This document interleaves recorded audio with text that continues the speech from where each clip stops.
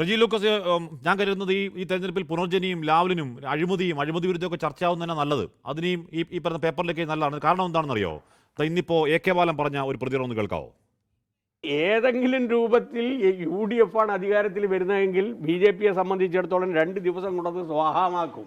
അതുകൂടി നമ്മുടെ കേരളം മലയാളി ഗൗരവത്തിൽ പരിശോധിക്കേണ്ടതാണ്. മാത്രമല്ല, കേരളം ഭരിക്കുക, ഞാൻ പറഞ്ഞല്ലോ, ജമാഅത്തി ആയിരിക്കും ആഭ്യന്തരം കൈകാര്യം ചെയ്യുക. അവരാണ് അധികാരത്തിൽ വരുന്നതെങ്കിൽ. അപ്പോൾ ഒരു മാറാടും 2-ാം മാറാടും എന്നല്ല ഉണ്ടാവുക. അതിന് ഇതിനു മുമ്പ് ഈ ടോണിൽ കേട്ടത് പണ്ട് ഗുജറാത്തിൽ BJP ഭരിക്കുമ്പോഴാണ്. എന്ന് പറഞ്ഞാൽ കോൺഗ്രസ് ജയിച്ചാൽ അഹമ്മദ് പട്ടേൽ മുഖ്യമന്ത്രിയാകുമെന്ന മട്ടിലാണ്. ഈ അടുത്തത് കേട്ടത് വെള്ളാപ്പള്ളി പറയുന്നതാണ്. മാറാടൊക്കെ ഈ പറയുന്ന എന്താണ് ജമാഅത്തെ ഇസ്ലാമി, മാറാട് കലാപം പറഞ്ഞ് പഴയ മുറിവുകൾ കാട്ടി പേടിപ്പിക്കൽ, വെള്ളാപ്പള്ളിയുടെ സയാമി സുരട്ട കാണിക്ക് സംസാരിക്കൽ, അങ്ങേയറ്റം റിഗ്രസീവായ ധ്രുവീകരണ ലക്ഷ്യം വൃത്തികെട്ട രാഷ്ട്രീയം പറയുന്നതിനൊക്കെ ഒക്കെ നല്ലത് പുനർജനി പറയലാണ്. അതിൽ അഴിമതി വിരുദ്ധ പറയൽ തന്നെയാണ്, ഒരു തർക്കമില്ല. അതുകൊണ്ട് പുനർജനി ചർച്ചയാകുന്നതിന് ഞാൻ സ്വാഗതം ചെയ്യുന്നു. റജി ലൂക്കോസ്, ഈ പുളിച്ച വർഗീയതയെ കണ്ടല്ലോ.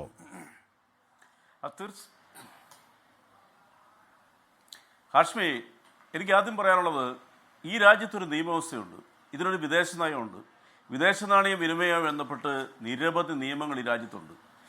ഈ രാജ്യത്തെ ഏതെങ്കിലും ഒരു പൗരൻ അത് ലംഘിച്ചാൽ അതികർശനമായ രീതിയിൽ നടപടി സ്വീകരിക്കാനുള്ള അധികാരമുള്ള രാജ്യത്താണ് നമ്മൾ ജീവിക്കുന്നത്. പ്രത്യേകിച്ച് ജനപ്രതിനിധികൾ, MLA ആയാലും MP ആയാലും അവർക്ക് ഒരുപാട് റെസ്ട്രിക്ഷൻസ് ഉണ്ട്. ഇതിനോടനുബന്ധിച്ച് നമ്മുടെ ബഹുമാനപ്പെട്ട പ്രതിപക്ഷ നേതാവ് അദ്ദേഹത്തിൻ്റെ ഭാഗത്തു നിന്ന് വന്ന വീഴ്ചകൾ നിസ്സാരമായിട്ട് നിങ്ങൾ കാണരുത്. ഇതുവരെയുള്ള ചർച്ചയിൽ നിന്ന് മാറ്റി ഇതിൻ്റെ യാഥാർത്ഥ്യത്തിലേക്ക് കൊണ്ടുവരാനാണ് ഞാൻ ശ്രമിക്കുന്നത്. FC നാരായണ നിയമപ്രകാരം അത് ഇവിടെ ആ പണം ഇവിടെ കൊണ്ടുവരണമെന്നുണ്ടെങ്കിൽ നിയതമായ രീതിയിലുള്ള അനുമതിയോടുകൂടി ആ അക്കൗണ്ടിലൂടെ മാത്രമേ കൊണ്ടുവരാൻ പറ്റുള്ളൂ.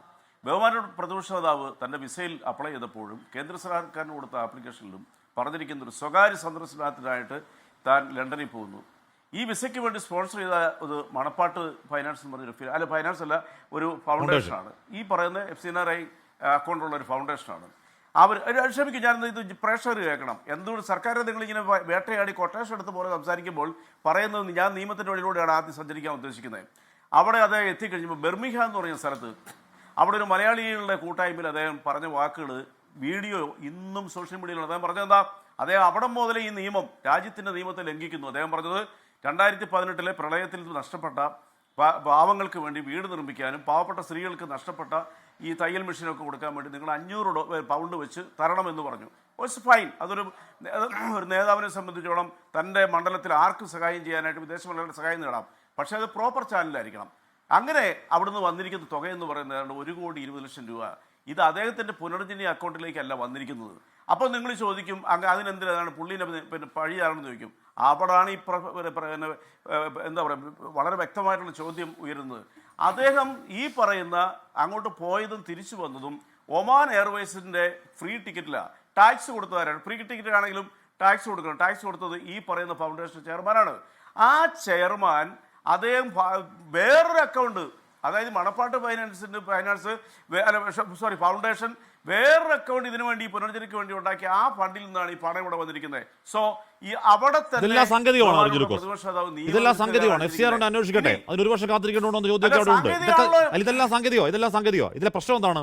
ഇതിലെ പ്രശ്നം ഒരു രാഷ്ട്രീയ നേതാവിന് എന്താണ് മുഖം കുനിയുന്നത് എവിടെയാണ്? അദ്ദേഹം ഈ പണം വാങ്ങി പുട്ടടിച്ചോ ചോദ്യത്തിലാണ്. പുട്ടടിച്ചിട്ടില്ല എന്ന് പറയുന്ന ആരാണ്? വിജിലൻസാണ് പറയുന്നത്. എന്താണ് വിജിലൻസ് സ്പീക്കർ 4 മാസം കൊടുത്ത റിപ്പോർട്ടിൽ പറയുന്നത്? ഈ പറയുന്ന PC ആക്ട് 7 നിലനിൽക്കുന്ന ഒന്നും ചെയ്തിട്ടില്ല, പ്രതിപക്ഷം ഒന്നും കണ്ടെത്താൻ കഴിയില്ല എന്നാണ് പറയുന്നത്. ഒന്ന്.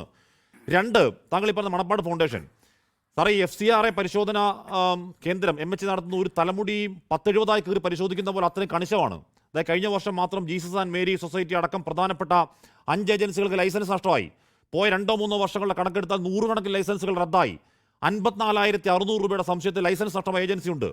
അങ്ങനെ പരിശോധിക്കുന്ന ഒരു സംവിധാനത്തിൽ താങ്കൾ ഈ പറയുന്ന മാരകമായ പ്രശ്നങ്ങളുണ്ടെങ്കിൽ അമീർ അഹമ്മദിന്റെ കയ്യിൽ ഇപ്പോഴും സുരക്ഷിതമായ FCRA ലൈസൻസ് ഇരിക്കുമെന്ന് കരുതണോ? റജി ലൂക്കോസ്, ഒരു ചുക്കുമില്ല, ഒന്നുമില്ല. അല്ല അതെന്ത് ചോദ്യമാണ് ചോദിക്കുന്നത്? അങ്ങനെയല്ല, അങ്ങനെ പറയരുത്. അങ്ങനെയൊന്നും നമ്മുടെ ഈ സർക്കാരിന്റെ നിയമത്തെ ഹാഷ്മി ആ രീതിയിലൊന്നും വളച്ചൊടിക്കരുത്. ആ ബഹുമാനപ്പെട്ട പ്രതിപക്ഷ നേതാവ് കേരളത്തിലെ സ്പീക്കർക്കും സർക്കാരിനും ഈ സന്ദർശനത്തിനകത്ത് കൊടുത്തതിനകത്ത് പറഞ്ഞിരിക്കുന്നതും താൻ സ്വകാര്യ സന്ദർശനാണ്, ഇങ്ങനെ ഒരു പണത്തിന് വേണ്ടി പോയതല്ല. ഇനി ബഹുമാനപ്പെട്ട പ്രതിപക്ഷ നേതാവ് പറഞ്ഞ പ്രതികരണത്തിലേക്ക് വരാം. ഇവിടെ പിന്നെ നമ്മുടെ പ്രിയപ്പെട്ട സുഹൃത്ത് അബിൻ വർക്കി പറഞ്ഞല്ലോ, ആ സാങ്കേതികത്തിന് നിന്ന് വ്യത്യസ്തമായിട്ട് അദ്ദേഹം ചെയ്ത ഒക്കെ ശരിയായിരിക്കും, അദ്ദേഹം വീടുകളൊക്കെ കൊടുത്തായിരിക്കും, ഞാനതൊന്നും തർക്കിക്കുന്നില്ല. പക്ഷെ ഈ രാജ്യത്തെ നിയമത്തെ എന്തിനു വേണ്ടി അദ്ദേഹം ലംഘിച്ചു, അതിലേക്കാണ് ഞാനും വരുന്നത്. ഒറ്റ സെന്റൻസ് കൊണ്ട് അത് തീർക്കാം. ഞാൻ ചോദിക്കുന്നത്, അങ്ങനെ നിങ്ങൾ പറഞ്ഞ വാദഗതിയാണ് സാങ്കേതികത്വം എന്ന് പറഞ്ഞ് എഴുതിത്തള്ളുകയാണെന്നുണ്ടെങ്കിൽ എന്തിനാണ് ആ സാങ്കേതികത്തിന് നൂലാമാല പിടിക്കാനായിട്ട് ബഹുമാനപ്പെട്ട നമ്മുടെ പ്രതിപക്ഷ നേതാവ് പോയത്? അദ്ദേഹം വളരെ ഇന്റലിജന്റ് ആയിട്ടൊരു വ്യക്തിയല്ലേ. എനിക്ക് അദ്ദേഹത്തിന് ആ കാര്യത്തിൽ വളരെയധികം ശരി, സാങ്കേതികത്വത്തിന് നൂലാമാല പിടിക്കൽ എന്താണെന്ന് പ്രതിപക്ഷ നേതാവ് പറയട്ടെ, അദ്ദേഹം അത് പരിഹരിക്കട്ടെ. ഒരു രാഷ്ട്രീയ നേതാവിന്റെ മുഖം കറക്കേണ്ടത് എപ്പോഴാണ്, തല താഴേണ്ടത് എപ്പോഴാണ്? പണം പിരിച്ച് പുട്ടടിച്ചു എന്നുള്ളതാണ്. പുട്ടടിച്ചില്ലെന്ന് പറഞ്ഞ ഈ സർക്കാർ വിജിലൻസാ. അതിനപ്പുറം ഈ പറഞ്ഞ VDS എന്ത് പേടിക്കാനാ? ഈ പറഞ്ഞ FCR നിയമം ശരി ശരി, ഞാൻ ആ നിയമം ലംഘിച്ചു എന്ന് പറയാണ്. അയ്യോ VD എന്താണ്, എന്റെ നാട് തകർന്നു കിടക്കാണ്, ആ നാടിനെ പുനരുജ്ജീവിപ്പിക്കാൻ ഞാൻ ആ നിയമം ലംഘിച്ചു എന്ന് പറഞ്ഞാൽ എന്താ പ്രശ്നം?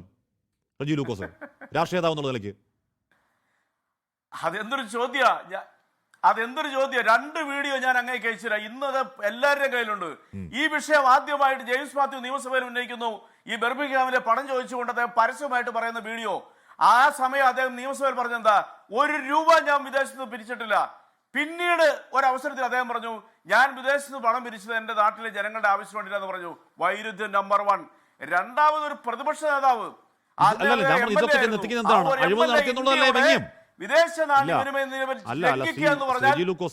ശരി, അങ്ങനെ VD പറയുന്നതിൽ വൈരുദ്ധ്യം ശരിയാണ്, വൈരുദ്ധ്യമുണ്ട്.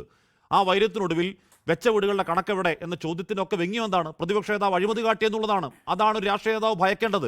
അഴിമതി നടത്തിയിട്ടില്ലെന്ന് പറയുന്ന ആരാണ്? സർക്കാർ വിജിലൻസ്. എന്നാ കൊടുത്തേ? 4 മാസം മുമ്പ്. ആദ്യ റിപ്പോർട്ട് 1 വർഷം മുമ്പ്. ലോകത്തെവിടെയായാലും ഏത് സമയത്തും 24 വാർത്തകളും ഓഗ്മെന്റഡ് റിയാലിറ്റി പാക്കേജുകളും എക്സ്പ്ലെയിനറുകളും വിശദമായി കാണാൻ ഞങ്ങളുടെ YouTube ചാനൽ നിങ്ങൾക്ക് സബ്സ്ക്രൈബ് ചെയ്യാം.